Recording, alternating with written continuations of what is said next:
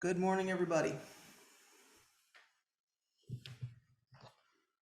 So today we're continuing with our journey through the 108 gates of Dharma illumination. And today we are at gate 60, which is about the faculty of mindfulness. So our gate statement for today says, the faculty of mindfulness is a gate of Dharma illumination, for with it we thoroughly perform many kinds of work. So again, we're in the middle of a section of this text that's describing the 37 constituent factors of Bodhi, or the factors of awakening. So far we've looked at the 4 foundations of mindfulness, we've looked at the 4 exertions, or the 4 restraints, we've looked at the 4 bases of spiritual power, and now we're working on 5 faculties that lead to liberation. So faculty here is in the sense of a sort of inherent physical or mental power, like, we're in full possession of our faculties, that kind of faculty. So it comes from pre-Buddhist, if we look at pre-Buddhist Sanskrit through the Chinese, the use of this word, there's this feeling of something being created or something growing from a root. So it makes sense that these would be factors of Bodhi, or things that lead to awakening, something that bears fruit, right, when it comes to our awakening. So interestingly, sometimes the same word was used for the senses, understanding that senses were not just sort of there passively receiving stimuli, but that there was some energy being expended to collect those stimuli, and then something is being created from them, right? So these faculties might be inherent, but they're active. It's not a passive thing. So these 5 faculties start with belief, and they build on each other until they lead to wisdom. And, as we've seen in previous talks, there's a kind of a progression happening here. So in the beginning, perhaps we take things on trust, or we take things because of belief, and by the end we see and understand for ourselves with our own insight and with our own wisdom. So we've looked at belief and energy. This time it's mindfulness, so we're kind of moving down that path. When we talked about belief and energy, we noted that it is possible to overdo them. It is possible to cling too tightly to belief, or to expend too much energy, or expend it, to overdo that whole thing. According to the early teachings, it is not possible to overdo mindfulness. There is no such thing apparently as too much mindfulness. It says our mindfulness should always be strong. And that's because it protects the mind from both too much activity and not enough activity, or too much exertion, too much restraint. So it's the middle way. And this feels to me very much the same way that we talk about our zazen, right? This line between thinking and sleeping. Too much activity, we're thinking too much, and not enough activity, and we're going to sleep. So it feels like the same kind of pattern. It feels like the same kind of theme. So mindfulness in early texts is about getting to a calm place in the mind or in the heart, and then somehow protecting that space. So it's not like once we get there, the work is done. Once we get to that calm place in our hearts and minds, then there's still work to do to protect that. So it sometimes feels like there are several layers in our minds. Someplace there's this peaceful layer, it's balanced, it's steady, it's calm, and then on top of that is this layer of agitation, or this layer of restlessness. It's like there's multiple parts happening there. So as we saw a couple of months ago, the Mahasati Patana Sutra is the main source text for mindfulness practice in the early Buddhist tradition. It shows us how to sort of methodically cultivate this ability to pay continuous attention to our experience of whatever is happening in this moment. So usually we're doing that so that we can see delusion, or that we can see, work on getting rid of our delusion, right? So we're settling ourselves so that we can see what's happening, we can see delusion arising, and we can do some work to ameliorate that, or somehow let go of it. So on a day-to-day basis, we might be so kind of caught up in the busyness and in the delusion and the discursive thinking that we can hardly believe there's any calm here at all. It's like, where do we even find that? We're just so caught up, in the motion and the activity of our lives. We just don't sometimes feel it very often, this calm place. It's because we're not actually attending to what's here and now, right? We're attending to the projections, the creations, the ideas, getting pulled around by the craving and aversion. So by not attending to what's actually here, it can be difficult to find that space, to find that calm space. So the Pali Canon says, and by the way, it's going to use the word sati here, sati being mindfulness. And what is the faculty of mindfulness? There is the case where a disciple of the noble ones is mindful, is endowed with excellent proficiency in mindfulness, remembering and recollecting what was done and said a long time ago. He remains focused on the body in and of itself, ardent, alert, and having sati, subduing greed and distress with reference to the world. He remains focused on feelings in and of themselves, the mind in and of itself, mental qualities in and of themselves, ardent, alert, and having sati, subduing greed and distress with reference to the world. This is called the faculty of mindfulness. So there were said to be 4 things that keep us from getting to that quiet place or being in that quiet place. The senses, and what happens with the senses, movement of the body, our desires, and discursive thinking. So those 4 things said to be obstacles to mindfulness or to getting to this quiet place. So those things are elements of our everyday lives, right? They are necessary. It is necessary for us to take in information through our senses. It is necessary to move the body about. It's necessary to want things, or we would never achieve anything or do our work. Discursive thinking, of course, is necessary. So all of these things are factors of our everyday existence. It's not that these things should somehow be suppressed or gotten rid of or something like that. The problems, of course, start when these things start to run wild. Then the 5 skandhas grab onto them and then decide that there's a me that's doing some things, and right now we're off to the races. So practitioners in the early teachings were told to withdraw the senses from these various objects, whatever the senses were coming in contact with. So, to let go of attachment to those sensations, to pay attention to the movements of the body, to stop wanting things, desiring things in ways that shore up self, that shore up clinging to self, and to cut off discursive thinking.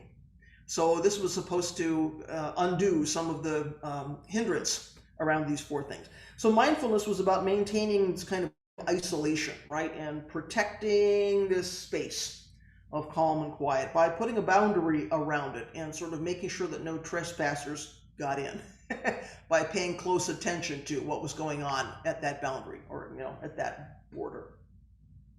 So the Pali Canon says, just as a royal frontier fortress has a wise, experienced, intelligent gatekeeper to keep out those he doesn't know and to let in those he does, for the protection of those within and to ward off those without, in the same way a disciple of the noble ones is mindful, highly meticulous, remembering and able to call to mind even things that were done and said long ago. With mindfulness as gatekeeper, the disciple of the noble ones abandons what is unskillful and develops what is skillful, abandons what is blameworthy and develops what is blameless, and looks after himself with purity. So that's an interesting picture to me. It's like there's a boundary, there's a fortress, and somebody's a gatekeeper, and we're paying attention to what's coming in and what's going out. Not bringing in the things that are unskillful and letting in the things we know or the things that are wholesome, right? So there are various exercises designed to develop mindfulness. They were all ultimately aimed at guarding this space.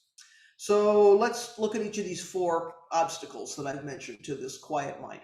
So first thing being the senses. So stimulation of the senses makes it possible for the 3 poisons to arise and also distracts us from focusing on emptiness or really seeing or being aware of emptiness. So paying attention to what's coming in through the sense gates and how we react to that lets us see how much grasping and clinging and story writing is actually going on with us. So often we don't pay attention to that. It just somehow these things start, the cycle starts, right? So paying attention to what comes in through the senses is kind of the first step in that, and we've seen that before, right, in previous talks. So usually our attention kind of roams free, roams around. It's sort of involuntary, it's kind of passive, it catches on things as they come into our experience, into this moment by moment experience. So this is a practice of voluntarily controlling or disciplining that attention and not sort of letting it run wild, right? But having some focus, paying some attention to attention, if you will. So the senses at work, again, are not in themselves the problem. We need our senses and we need that information. The problem is that we get seduced by or enchanted by what comes in through those sense gates. We make them a priority. And pretty soon that's all we can see. You know, if I really love the taste of chocolate, boy, I'm going to put an awful lot of energy into chasing after that because, you know, that's a pleasurable experience and it's something I want. And, you know, if you have chocolate, I'm going to steal your chocolate or I'm going to hurt you to get it or something, right? Pretty soon, some other things are starting to arise based on just this simple everyday activity of what comes in through the sense gates. So we can see that this kind of mindfulness isn't just about being aware of what's coming in. It's also about actively controlling what comes in and making an effort to reduce the volume, if you will, of those stimuli. You know, can we turn down the volume a little bit so that we're not so enmeshed, so enchanted, so entangled with what's coming in there that we don't see anything else or feel or taste or experience anything else? Right? That just becomes the entirety of our of our psychic space, right? So can we turn down the volume on that a little bit? So sometimes, if you do sesshin in other places, perhaps you have noticed, practitioners during sesshin will walk with their eyes down, right? It's called guarding the eyes.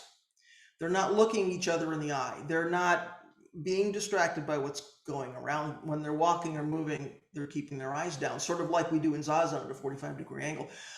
In fact, I knew somebody years ago, we were sitting sesshin, and she was telling me later, she had brought one of her friends to sesshin. And this wasn't somebody, her friend wasn't somebody who'd done a lot of practice.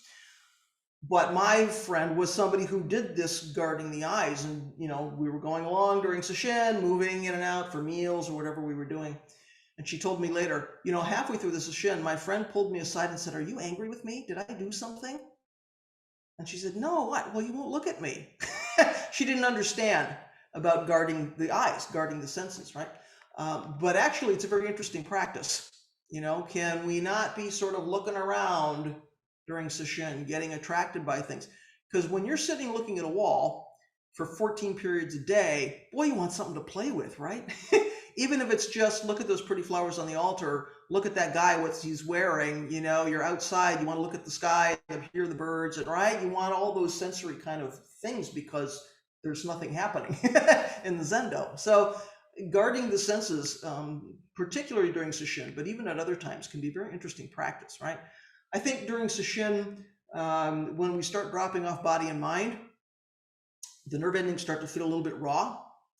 And somehow stimuli can be even more, the volume can even go up a little bit, right? When you've been sitting in a room 14 periods a day, and then somehow suddenly there's some stimulation, boy, it can really feel very strong. So it's quite an interesting practice, this whole thing about guarding the eyes or, you know, paying attention to what's coming in through the senses.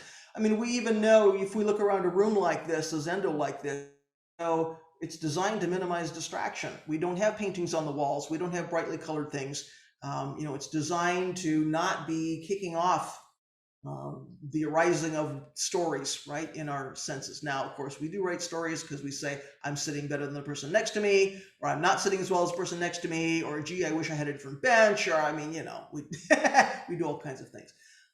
But our practice place is designed to minimize distraction, and that's partly why, because it's this practice of paying attention to what's coming in through the sense gates. So in early Buddhism, of course, this is why people left the home life to join the Sangha. You know, home life was a source of lots of stimulation. You know, so these monks were withdrawing from the world, and we know things like they didn't handle money, they didn't touch the opposite sex, they had only a robe and a bowl, right? They wanted to live very simply. To guard what came in through the senses. So the average person today can't live in seclusion like that. None of us do. You know, I think we're all living a home life. Some of us are working outside the home, going to school. We have families. You know, we're not living in that kind of secluded place, but that doesn't mean that mindfulness practice is not possible or appropriate. And in fact, this isn't what we mean by paying attention to the senses in our own tradition. It's not about withdrawing from the world. In some ways, you know, we really do need to break from the lives of habituated thinking and assumptions and delusions that we've been leading up to this point. That's certainly important, but as bodhisattvas, we do that in the midst of the world. We don't do that in a way that's separate from the world. So we don't withdraw our senses. We don't withdraw ourselves from the world. We do that work right in the middle of it. That's the bodhisattva life, right? So bodily movement is the second thing on this list. So if the body isn't settled, we know the heart and mind will never settle, and vice versa. Anytime we're agitated in our zazen, we're moving around all the time, or you're sitting next to someone who's moving around all the time, it feels unsettled. If the body doesn't settle down, it's very difficult for anything else to settle down. It's one of the reasons our posture is so important, right? Because the posture is stable. We might not always think it's so comfortable, but if we're really paying attention to it, the posture is very stable. So we're not wobbling and wiggling and trying to find our balance, right? We're supported by gravity, and we can really begin to settle down. So, of course, during the day, we have to move around, which is fine. We have to move through the world in order to carry out our bodhisattva work and just to live our lives. So we're talking here about movements that are uncontrolled, hasty, uncoordinated, done kind of carelessly. Don't know what the body's doing. Doesn't really matter. Flopping around through the world, right? So we know from teachings in our practice, we can pay attention to everything from breathing to how we cook lunch to how we use the toilet. I mean, there is an instruction for everything. It's not that we are all supposed to be in lockstep with each other. This is not about being rigid. It's simply an opportunity to pay attention to, what am I doing with this body, even in the most mundane, everyday kind of activity. Dogen, of course, wrote a whole book about this. There's a lot in our tradition about deportment, how we carry ourselves, how we walk around, how we conduct, just our bodily activity. So again, it isn't that there's only one right way to brush our teeth or open and close a door or walk around in the zendo. It is a means of getting us to pay attention to what we're doing. And if you've ever been in a training temple, you pay attention to everything. You don't just open a door and walk in the door and say, "Hi, teacher." You get down, you kneel on the floor, you open the door, you must use two hands. You come in a certain way, you turn around, you kneel down, you close the door with two hands, right? It's very much about paying attention to, what am I doing with this body on a moment-by-moment basis. So yes, it's partly about respect, but it's also about practice. How would it be if we paid attention to every small little activity we did? So third thing on this list is our desires, our cravings and aversions, and getting pulled around by thirsting desires. So it is tough to stay calm and balanced in the face of a strong craving or a strong aversion. So we need some real self-awareness, right? We need some real insight into what's happening so that we can see these desires arising and we know what to do with them. And we don't just sort of let them run wild and pull us around. So we have to be honest and say, oh, yep, here's that attachment again. Oh, yeah, here's that aversion again, right?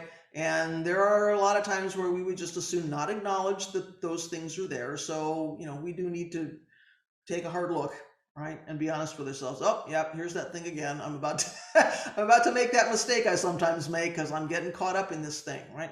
So, sometimes when it comes to our attachments, geez, I don't want to give that up because it feels pretty good. I really like that chocolate. I don't really want to give up that attachment. It feels pretty nice. Or it boosts my ego. I don't want to give up my, attachment to my ability to do something, or the way this body looks or feels or performs or something, because it's a boost to my ego. But I can have faith that if I am not pulled around by this thing, this craving, aversion, desire, my suffering will diminish. And I am probably in a better position to help others with their suffering, or at least not to perpetuate suffering, right? So there is some wholesome outcome to my giving up this attachment. So paying attention to the state of our craving and aversion can seem like an awful lot of self-involvement, because craving and aversion is coming up all the time, right? I mean, if we pay any attention to ourselves, we know it's just like moment by moment by moment, there's something going on. So if I'm thinking I need to pay attention to all of that all the time, boy, my focus is here, like all the time, every moment. So that doesn't seem to be okay. Indeed, it can go that way if we're not careful. I have certainly known practitioners who, in their very sincere desire to do their work, they at least come across as quite involved with their own moment-by-moment experience. That's what they talk about. That's what they focus on. So we have to remember that it's just the five skandhas operating in the way that the five skandhas operate. It's not personal. It's not about I, me, self, right? It's about what's going on in these five skandhas. Can I pay attention to what's happening here? How things arise, what I'm getting stuck with. and not build a lot of self-identity around that, a lot of self-image around that. So the fourth thing is discursive thinking, the last thing on our list. Discursive thinking is that background noise that goes on in our heads. It bounces around from daydreaming to replaying conversations to worrying about the future to, wishing we had cherry pie. We see this in our zazen. We really become aware of this discursive thinking and how it's moving and bouncing and, running around all the time. People like to call it monkey mind or mind chatter, right? It's all that kind of stuff. It's the radio playing in the background all the time. So it's frequently driven by this craving and aversion. I wish things were different than they are. I wish I was not on this cushion. Why did she say that thing to me? That report is due next week. Boy, I'm hungry. My knee hurts. Boy, the light's really nice in this room. All that stuff. It just bounces around all the time. So this is what we do when we're not paying a lot of attention to our mind state. It's usually, when we're doing it, our ability to really see and take in what's happening here and now is kind of diminished. Our energy is going to chatter, chatter, chatter. We're a little less able to see what's actually happening here when we get caught up in the discursive thinking. So we know our practice of letting go of that stream and returning to our current experience in zazen, we know that as opening the hand of thought. So that's familiar territory, right? In order to do that, we have to recognize that we're engaged in discursive thinking. In order to let go of it, we have to see that it's there and see what we're doing with that. So then we have the choice to let go of it or for it to let go of us. Sometimes it feels like we're in the grip of this discursive thinking. So, whatever practice you were doing in the early part of the tradition, the role of mindfulness was to remember what you were supposed to be working on. Pay attention to letting go of the discursive thinking or paying attention to what the body was doing or, all of these things. If your exercise was to pay attention to sensations in the body or pay attention to the breath or phenomena arising and passing or, whatever your practice was, your exercise was, mindfulness keeps track of the focus of that exercise, right? Remember to practice. Remember what your direction is, right? Remember what your aspiration is. So as we've seen, there's been a shift in what mindfulness means from early practice through up to what Dogen says, and our teachers, more immediate teachers, taught about that. Our practice, again, is not about withdrawing from the world, but about seeing how samsara and nirvana are not separate. Seeing that there is nowhere else to go. There is nowhere to withdraw to. This one unified reality is all there is. So, it's about learning how to be completely engaged with what's happening without losing sight of the true nature of reality. So can we be right in the middle of what's happening and not lose sight of the bigger picture? So in a previous talk, I introduced a section from the Eihei Koroku, in which Dogen said that Buddha's teaching about the four foundations of mindfulness was that the body was impure, sensations were suffering, the mind was impermanent, and phenomena were non-substantial. So you'll remember we talked about that. I kept coming back to it for all those four talks, right? Dogen, on the other hand, said the body was a skin bag, sensations were eating bowls, the mind was fences, tiles, pebbles, and walls, and phenomena were old man Zhang drinking wine, old man Li getting drunk. So the pattern for each of these, again, is that Dogen takes the Buddha's conclusion about each of these four foundations of mindfulness and replaces it or offers a second concrete example of emptiness, if you will. So he's not taking issue with what the Buddha said. He's giving it an additional kind of perspective. So these early teachings were designed to break our enchantment with these things. Dogen's are too, but in a different way. He's saying don't push them away, but see them as they actually are. Don't see them as you'd like them to be. Don't push them away. See them clearly as they actually are. So practicing with mindfulness in the Soto Zen tradition is a bit different than what we read about in the very early texts. In very early practice, we can trace that shift as Zen moves across Asia. When it gets to China, it encounters a very different culture than India, where it sort of begins. So renouncing the world in China was a complete abrogation of your societal responsibilities. It was not okay to withdraw from, because you had obligations to your family, your parents, your emperor, your boss, anybody You had obligations to everyone, sort of higher status than you, and you were supposed to be taking care of everyone who was lower status than you. So if you step out of that system and do this kind of withdrawing, that was a problem. So practice there was about living in the world and understanding that you were a part of the world rather than trying to transcend the world or leap off the wheel or somehow be separate, right? So because the world itself is a place of awakening, then being in the midst of it was how you come to understand it.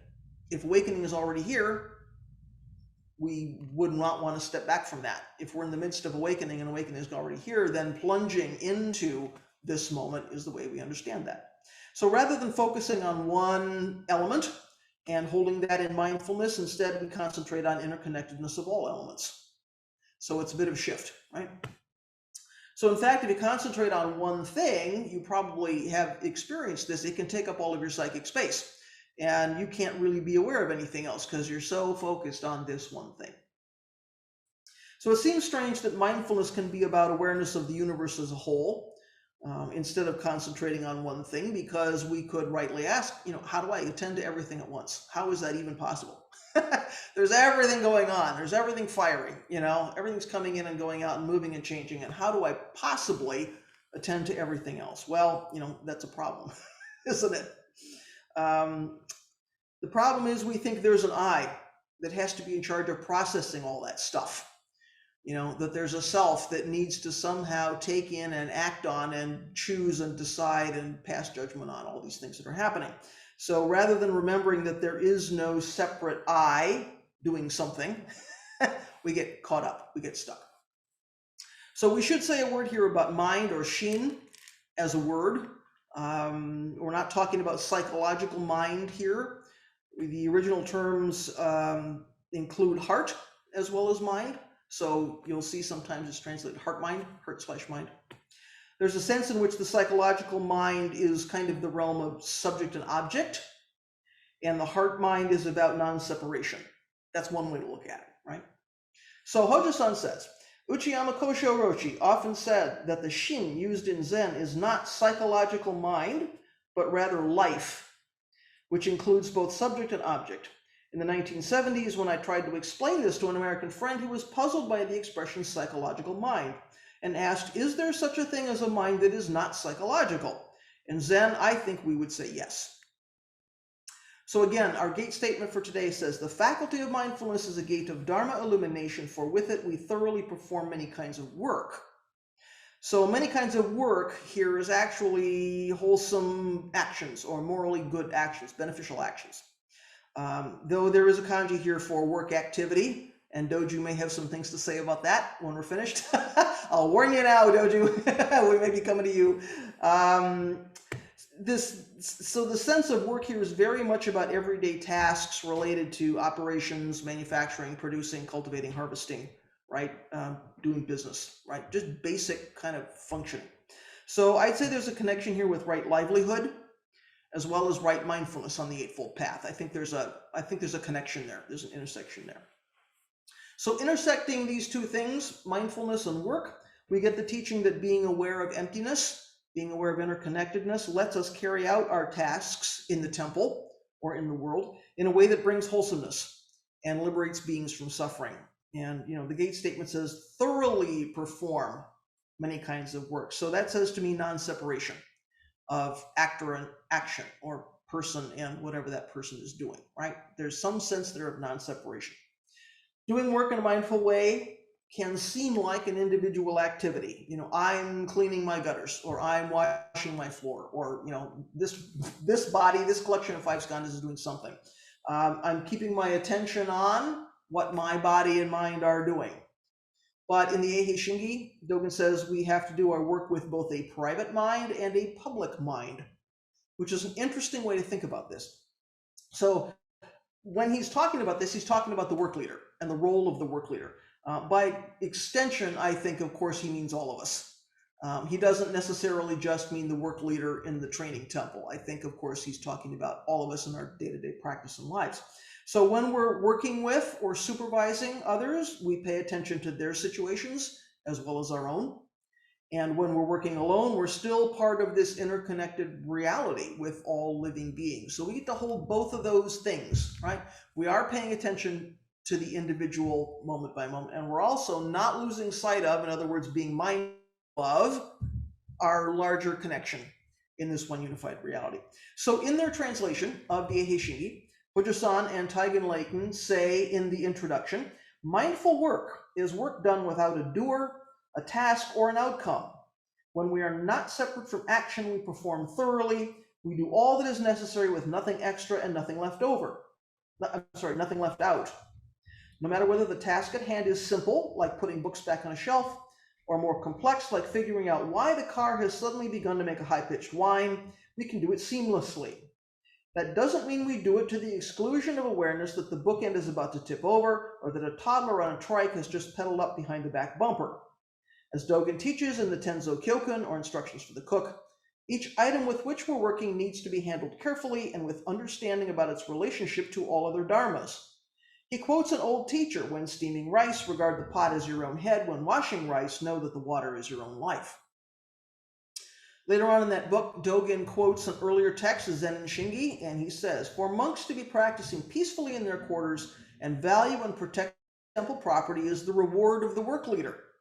So clearly the work leader's job is to take care of people in the community and not just to worry about the building and the grounds and the repairs and those things.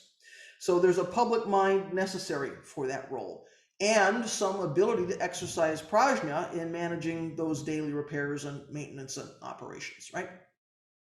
But the work leader isn't the only one with responsibility in that relationship. So yes, he or she is taking care of the community, and that is an important part of the job, but that's not a one-way thing. There's some mutuality that has to happen there. So the workers and the community members also need to have public mind, not just self-interest. So yes, they're being taken care of and they're accepting that support, but that has to be turned around. So they also need public mind. So Dogen goes on to quote the Zen and Shingi again. He says, for a resident monk to receive and use something without thinking of its use by later people is what is not rewarding for the work leader. And you just read that and I can imagine the work leader's frustration when he goes out to get a hand sickle from the shop and he finds they're all missing, or goes to get the wheelbarrow, it's been broken, nobody's fixed it or mentioned it, somebody used up the last of the glue and the rice paper to fix the doors, didn't say anything about it. I can just imagine, Hoshin sitting here with me, he's probably had that happen to him as our work leader, right? So, golly, that is what is not rewarding for a work leader. It's a poor return for the effort and care and attention that the work leader is exercising on the part of the community and supporting the Sangha. So it's like the Sangha is saying, your work belongs to me and my work belongs to me and all the temple property belongs to me, so there, that. So there's kind of, that mutuality gets broken. So Dogen makes the point that the work leader's efforts and reward is the community's efforts and reward, and vice versa. So there has to be mindfulness on both sides. There has to be mutuality there. So he says, how could the work leader's job be only the spreading of conventional truth? How could this be only something received and used as a means to get somewhere along the road? Right? So he's saying, we need to look at the larger picture here in this exchange. So this is a classic example, I think, of seeing one reality from two sides and expressing two sides in one action. I just think it's a classic example of that. We've got mindfulness of what we're doing here and now, as well as mindfulness of the universe as a whole. For the work leader, he's taking care of everyone in the temple and the temple itself by carrying out those everyday tasks. For the community, they're picking up and using things to do whatever they need to do, but they're not forgetting about the use of those things by the next person, or the next day, or something like that, later people.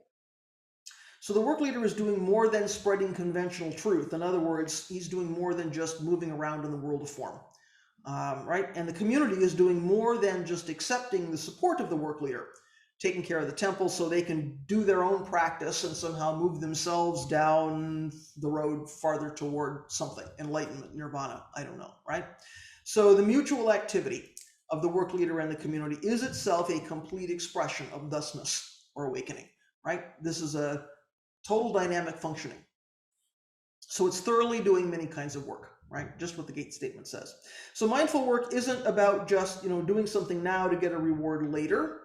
It is the total functioning of this moment. So there is nothing outside of here and now. So this is a complete system, a complete thing. So I'm not only cleaning my gutters so that when it rains again tomorrow, the water doesn't back up. Or, I'm not only washing my floor so the floor will be clean. Simply carrying out those activities is itself practice if we don't forget to approach them with attention or with mindfulness. So, that's when we step through this Dharma gate, I think, and engage in work for the benefit of all beings, and do that thoroughly, do that completely. So there's a pitfall here, of course. We can get really precious about sweeping the zendo, or we can get really precious about washing the teapot. Oh my gosh, this is practice. Now it's become very special. Now it's kind of magical, right? We get some idea about what mindful work should be. Then it becomes, something we try to wring a peak experience out of. If I don't have a zap of awakening, when I'm cutting the carrots, I've somehow missed the boat.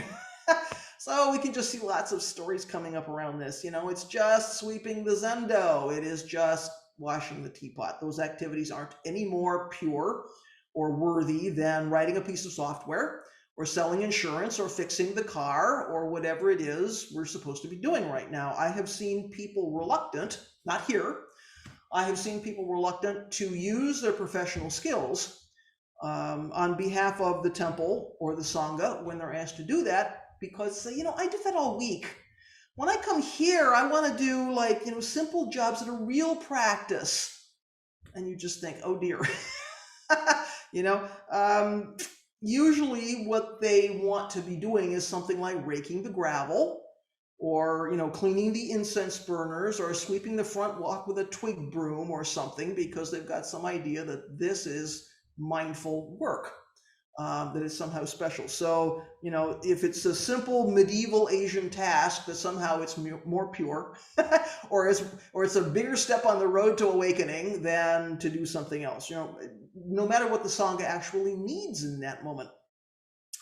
What the Sangha might actually need in that moment is budgeting or legal advice or human resource policy setting or something, right? We have skills and abilities. And we can really get some ideas about what is practice and what is not practice, or what is mindful work and what is not mindful work. Mindful work is not solely the province of putting on special clothes and taking a medieval tool and going out into the yard, right, and doing something. So, yes, what Hoshin does is to take care of the temple. It's a bodhisattva activity. It is mindful work, building altars and cutting down trees and repairing walls and ceilings and all of that is mindful work. But so is board service, right? So is helping to manage the electronic archive for Dogen Institute. There's just lots and lots of things, right? Taking care of our own lives, our families, our jobs, our schoolwork is mindful activity. And is beneficial action. So maybe we can let go of some entrenched ideas about what mindful work, what practice really looks like. So seeing what the way Buddha saw, in other words, is being mindful of both form and emptiness. So can we cultivate that prajna? Can we cultivate that wisdom so that we can see in the way Buddha saw and be mindful of what we're doing and 100% manifest Buddha nature in whatever that activity is. So that means we can do many kinds of work as beneficial action and do it thoroughly, as this gate statement says. So in a shameless piece of self-promotion, although I forgot to bring the book with me, let me just say, if you're interested in mindfulness, you can look at my chapter on it, Right Mindfulness, in a book called The Eightfold Path, which was put out by Temple Ground Press several years ago. I and a number of other Dharma teachers contributed chapters, and there's lots in there about mindfulness and how we got to this point. So if you're interested in diving into mindfulness with a little bit of Dharma study, I refer you to that. What would you like to say about the Faculty of Mindfulness and mindful work and the intersection thereof, or anything else that's bubbling in your practice? I need to turn up my speaker so I can hear you if you talk to me. Okay, are there things people would like to say this morning? And if so, just unmute yourself and dive in. So yeah, I can go ahead and kind of give the breakdown on the kanji if you'd like. Good. So yeah, I think that sort of, this is another case of Nishijima's translation being a little bit weird. And, you know, there's also this translation from a Tibetan version of the same text. And that version says, the faculty of mindfulness is a gateway to the light of the Dharma. So it's instead of gate of Dharma illumination, for it leads one to engage in wholesome deeds, is the way that they have it translated there. If you look at the kanji themselves, you know, that are from the Shobogenzo chapter, it says, so the first character is, it means sort of like morally good usually. And then the next one is to do, or to make. And then the next one is many or various. And then the last one is, in modern Japanese, it means like business, but in a Buddhist context, it means karma. But it can also mean like work or something like that. So it's a little bit ambiguous.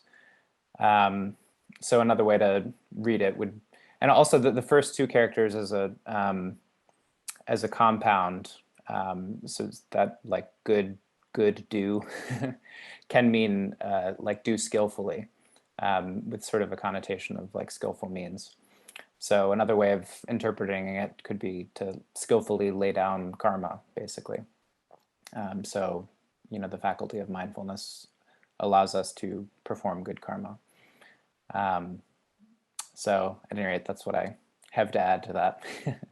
Very good, thank you. Well, it's always interesting to get another perspective, and I'm always gratified to know I haven't completely missed the mark. So good, thank you for that. It's good to have somebody who can read the kanji a little more clearly than I do. So thank you for clarifying. Other things folks would like to say or ask this morning? Mindfulness, mindful work, beneficial action, or other things?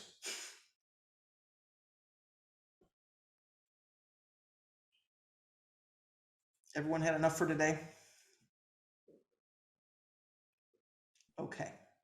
Well, I'll say one thing. Please. If nobody else is going to say anything. I just wanted to say thank you. I appreciate this talk. It really was,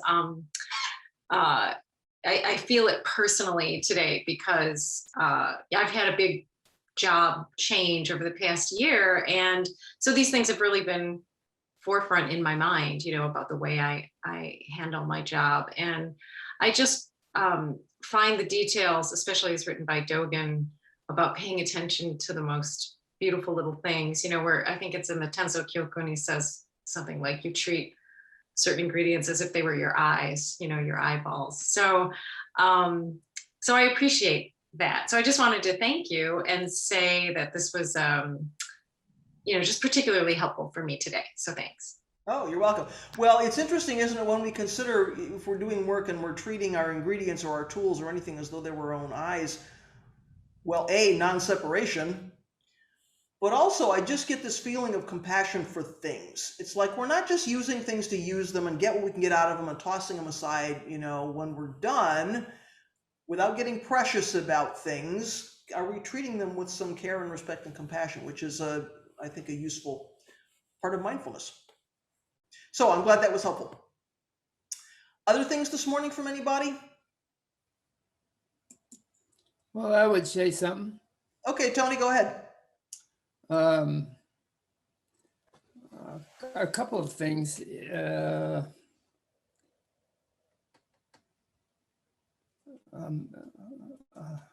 I think it depends on well, I go from an organizational thing to a personal thing. For example, how many times have we seen, or I've seen, people come to various zendos, including this one, and we find out who they are, and oh, they're very enthusiastic about this and that, and it turns out that they love to cook, or they do cooking, and really, oh, is that right? Say, would you be willing to help us a little bit? Now, these are new people to the zendo, and they're coming here for in answer to a need for whatever it is, quiet or understanding, blah, blah, blah.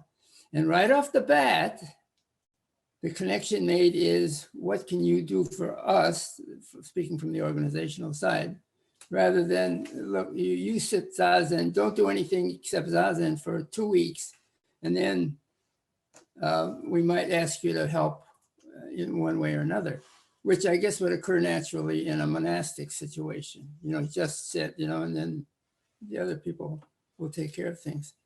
But I've seen it more than a few times when a person is going to do something once, and then he's going to learn more about Zazen. And after 3 or 4 times he's been there and he's done the same thing, he quits. He doesn't come back, or she doesn't come back, or the couple doesn't come back. And the outstanding example of that is, again, around a cook. How many times do you need cooks for sashimi?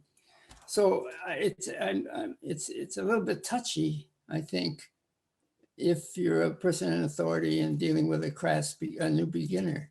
It's like, for what's of the first priority here? You know, what the organization needs, or this crass beginner who might not come back again anyway. I mean, it's not so clear cut. The other interesting thing, more on a personal level, that I remember from Suzuki was he emphasized gasho, and part of the reason is kind of like in sitting in full lotus or something like that. When your hands are together, kind of like a child game or something, you know, and you're feeling that. What is it we're feeling? The left hand or the right hand? And when one goes into that further, it really amounts, from my point of view, to kind of a teaching on emptiness. Because if you're doing that, you can't find any space where you are. All you feel is this feeling, which is not left hand, not right hand, much less who the hell is, you know, feeling it. I mean, what identity is there? So that was his little hint for people. So that's what I had to point out, was his little hint. And then this, for those in authority and responsibility for keeping the organization alive, the aspect of maybe not as soon as they walk in the door, you know, give them a chance to breathe deeply. That's all I had. Well, you're not wrong. It is certainly important to offer practice opportunities to people as appropriate and not in a one-sided way. We need you to open your vein and give us your blood, because otherwise this place is not going to go on. So many things to say about that. There's a reason there are 3 parts to our practice: Zazen, work, and study. And work is one of them.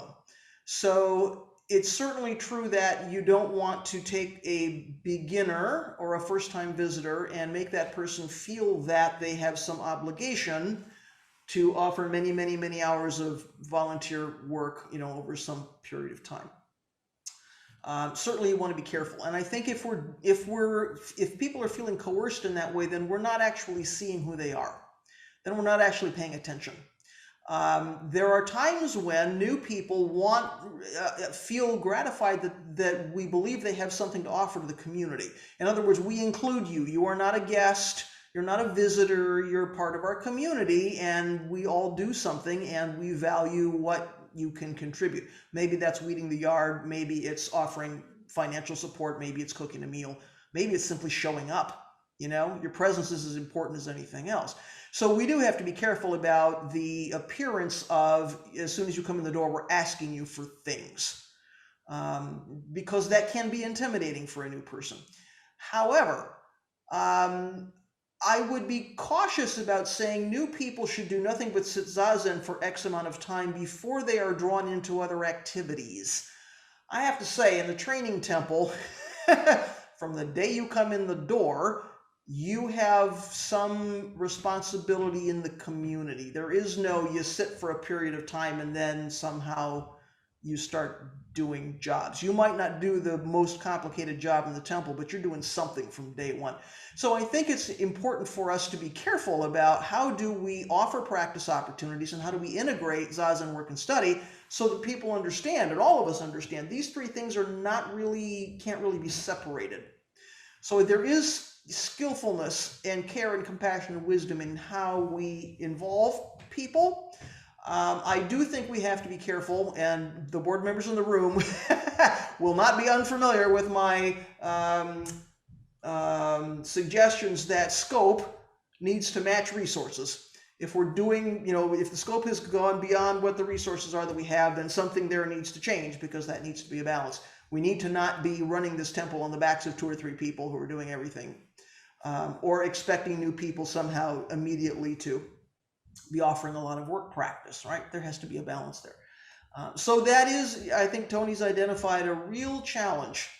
And I think it's a challenge for every community. I don't think it's just Sanshin. I think it's a challenge for every community. There are certain tasks to be done.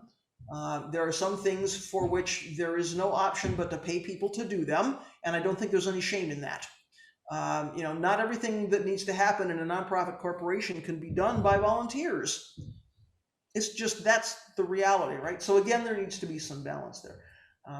So yes, we have to be careful, but I also think work practice can be an important way to welcome people, make people feel like they have something to give and contribute. You can feel a little bit kind of nervous if you're a guest or if you're a visitor and geez, I'm here kind of taking, but I don't really think I have anything I can offer. In my experience, if there's a simple thing I can ask someone to do, please, during Sunday, if I see a new person, I'm actually likely to say to that person, would you move Hojo-san's chair? Or, would you go in the kitchen and get the such and so? And it's like their faces light up because, oh, somebody sees that I can contribute. I wouldn't say, please, will you give tomorrow's Dharma talk? But are there small things we can do to include people? So we need to be skillful, definitely. Let me stop talking and see what other people would like to say about that or anything else. Questions, reflections, things to share this morning? Okay. Shall we move on to our announcements, chants, and Buddha's birthday service? Seems like we're ready to do that. Okay. I'm going to pitch back to Hoshin and let him take over from here. Thanks for a good conversation this morning. Thanks for your practice.